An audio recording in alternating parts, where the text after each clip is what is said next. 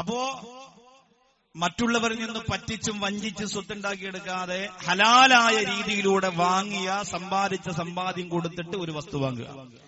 ആ ഭവനത്തിലേക്ക് ആദ്യമായി ഭവനം വെക്കാൻ തുടങ്ങുമ്പോ ആദ്യമായി വീടിന്റെ പ്ലാൻ വരച്ചു കഴിഞ്ഞാൽ പിന്നെ കുറ്റിയടി എന്ന് പറയുന്ന ഒരു സംവിധാനമുണ്ട്. കേരളത്തിന്റെ എല്ലാ മേഖലയിലുമുണ്ട്. കർണാടകയുടെ അവസ്ഥ എനിക്കറിയില്ല. അള്ളാഹുവെ, സയ്യിദന്മാരെ, ആലിമീങ്ങളെ, ബറക്കത്തുള്ളവരെ, ഹാഫിദീങ്ങളെ, സോലിഹീങ്ങളെ, മുത്തഖീങ്ങളെ കൊണ്ടുവന്ന്, ഇബാദത്തുള്ളവരെ കൊണ്ടുവന്ന്, അള്ളാഹുവിനെ ഭയന്ന് ജീവിക്കുന്നവരെ കൊണ്ടുവന്ന് അങ്ങനെ ഭവനത്തിന്റെ തുടക്കത്തിനൊരു കുറ്റിയടിച്ചാൽ ബറക്കത്താണ്. അതുമായി ബന്ധപ്പെട്ട് ഒരുപാട് ചിന്തകൾ നമ്മുടെ നാട്ടിൽ നടക്കുന്നുണ്ട്. എന്റെ പ്രിയപ്പെട്ട ഇതര മതത്തിലുള്ള കർണാടകയിലെ ഈ മനോഹരമായ പറങ്കിപ്പേട്ടകളെ സ്വർഗീയാരാമത്തിന് സഹകരിച്ച ഇതര മതത്തിലുള്ള സഹോദരങ്ങളെ മാനിച്ചുകൊണ്ട് തന്നെ പറയുകയാണ്, വിശ്വാസിയുടെ ഭവനത്തിന് തടസ്സം നിൽക്കുന്ന നിങ്ങളുടെ മതത്തിന്റെ ചില ആചാരങ്ങള് മുസ്ലിം സഹോദരങ്ങൾ ഒരിക്കലും അംഗീകരിക്കാൻ പാടില്ല.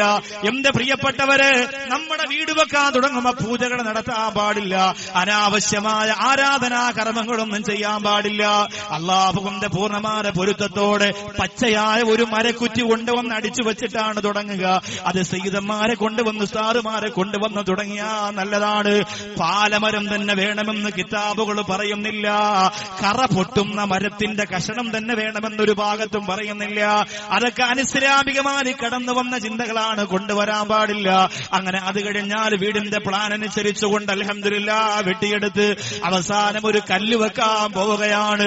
നീ ഇബാദത്ത് ചെയ്യാ, നീ ഭക്ഷണം കഴിക്കുക, നീ സന്തോഷത്തോടെ കിടന്നുറങ്ങാൻ വേണ്ടി നിർമ്മിക്കുന്ന ഭവനത്തിന്റെ അകത്ത് കല്ല് വെക്കുമ്പോ തറക്കല്ലിടുക, കല്ലിടിയിൽ കർമ്മം എന്നൊക്കെ പേര് പറഞ്ഞിട്ട് ആ കർമ്മത്തിന് വേണ്ടി സയ്യിദന്മാരെ, ഉസ്താദുമാരെ, സൂഫിയാക്കളെ, ആരിഫീങ്ങളെ, ആലിമീങ്ങളെ കൊണ്ടുവരല് പതിവാണ്. അൽഹംദുലില്ലാഹ് ബറക്കത്താണ്. പക്ഷേ ആ കല്ല് വെക്കുമ്പോ ആ കല്ലിനിടയിലേക്ക് സ്വർണം വെക്കണമെന്ന് പറഞ്ഞുകൊണ്ട് സഹോദരിമാര് വരുന്ന ഒരു സമ്പ്രദായം അത് തീർച്ചയായും ഒഴിവാക്കേണ്ടതാണ്.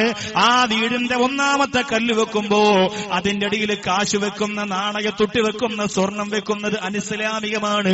ആ നാണയത്തൊട്ടും സ്വർണവും പാഴാക്കി കളഞ്ഞതിന്റെ പേരിൽ അല്ലാഹു പടച്ചതമ്പുരാനോട് കണക്ക് പറയേണ്ടി വരും. അൽഹംദുലില്ലാഹ് അങ്ങനെ മനോഹരമായ ഭവനം അങ്ങോട്ട് പൂർത്തിയായി കഴിഞ്ഞാൽ ആ ഭവനത്തിന്റെ താമസമാകാൻ പോവുകയാണ്. എത്രയോ ജനങ്ങളെ കൊട്ടാരത്തിന്റെ അകത്ത് വെച്ച് അല്ലാഹു തകർത്തു തരിപ്പണമാക്കിയ ചരിത്രം നിങ്ങൾക്കറിയാം. എന്റെ പ്രിയപ്പെട്ടവരെ, UT ഖാദർ എന്ന പ്രിയപ്പെട്ട മിനിസ്റ്റർ നേപ്പാളിലേക്ക് പോകാൻ മനസ്സ് വെക്കുകയാണ്. ചെറിയ ഒരു ഭൂചലനത്തിലൂടെ എത്രയോ ലക്ഷക്കണക്കിന് കോടിക്കണക്കിന് രൂപയുടെ നഷ്ടം രാജ്യങ്ങളെ സംഭവിച്ചുകൊണ്ടിരിക്കുമ്പോ അല്ലാഹുവേ, നൂറ്റാണ്ടുകൾക്ക് മുമ്പ് ഒരുപാട് പ്രവാചകന്മാരുടെ സമുദായത്തെ ഭവനത്തിന്റെ അടിത്തട്ടിലേക്ക് തകർത്ത് തരിപ്പണമാക്കിയ ചരിത്രം അല്ലാഹുവിന്റെ ഖുർആൻ പറയുന്നുണ്ട്. അലം തറ കൈഫ ഫഅല റബ്ബുക ബിആദ് ഇറമദാതിൽ ഈമാൻ. അല്ലാഹുവേ, പാറകൾ തുരന്നുകൊണ്ട് വലിയ കൊട്ടാരം വെച്ചിരുന്ന ഏറ്റവും വലിയ കൊട്ടാരത്തിന്റെ ഉടമസ്ഥര് അല്ലാഹു പടച്ചതമ്പുരാ പൊളിച്ച് തകർത്ത് ഭസ്മധൂളിയാക്കി മാറ്റിപ്പോര ചരിത്രം പറയുന്നുണ്ട്.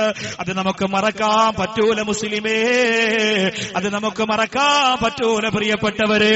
എത്രയോ ഗോത്രങ്ങള് സഖറഹാ അലൈഹി സബ്അ ലയാലിൻ വസമാനിയത അയ്യാം, ഒരാഴ്ച കൊണ്ടല്ലേ ഒരു പ്രവാചകന്റെ സമുദായത്തെ മുഴുവനും അല്ലാഹു തകർത്ത് കളഞ്ഞത്. അവരൊരിക്കലും തകരൂലാന്ന് വിശ്വസിക്കുന്ന കൊട്ടാരത്തിന്റെ അകത്ത് അവരെ ഭസ്മധൂളിയെ പോലെ പടച്ചതമ്പുരാൻ മാറ്റിയില്ലേ? എന്തുകൊണ്ടാണ്? സ്വന്തം കൊട്ടാരത്തിന്റെ അകത്ത് അഹങ്കാരം കാണിച്ചത് കൊണ്ടാണ്. അന റബ്ബുക്കുമുൽ അലാ, ഞാനാണ് ഏറ്റവും വലിയ റബ്ബെന്ന് പറഞ്ഞിരുന്ന ഫിർഔനില്ലേ? 100 സ്റ്റെപ്പുള്ള കൊട്ടാരമായിരുന്നു ഫിർഔനിന്റെ കൊട്ടാരം. ഓരോ സ്റ്റെപ്പിലും സുന്ദരികളാണ് പെൺകുട്ടികളെ നഗ്നമേനി കൊണ്ട് നിർത്തിയിട്ട് അവരുടെ മാരടത്തിൽ പിടിച്ചിട്ടാണ് കൊട്ടാരത്തിലേക്ക് ഫിർഔൻ കയറിയിരുന്നത്. പക്ഷേ അവനെ പോലും അല്ലാഹു കൈകാര്യം ചെയ്തില്ലേ? ഖാറൂൻ ആരാണ്? ഇന്ന ഖാറൂന കാന മിൻ ഖൗമി മൂസാ ഫബഗാ അലൈഹിം ആതൈനാഹു മിനൽ കുനൂസ് മാ ഇന്ന മഫാത്തിഹു ലതനൂ ബിൽ ഉസ്ബതി ഉലിൽ ഖുവ്വാ. അല്ലാഹുവിന്റെ ഖുർആൻ സൂറത്തുൽ ഖസസ് പറയുകയാണ്, ഖാറൂൻ എന്ന് പറയുന്ന മനുഷ്യനുണ്ടല്ലോ ഏറ്റവും വലിയ കൊട്ടാരത്തിന്റെ ഉടമയാ.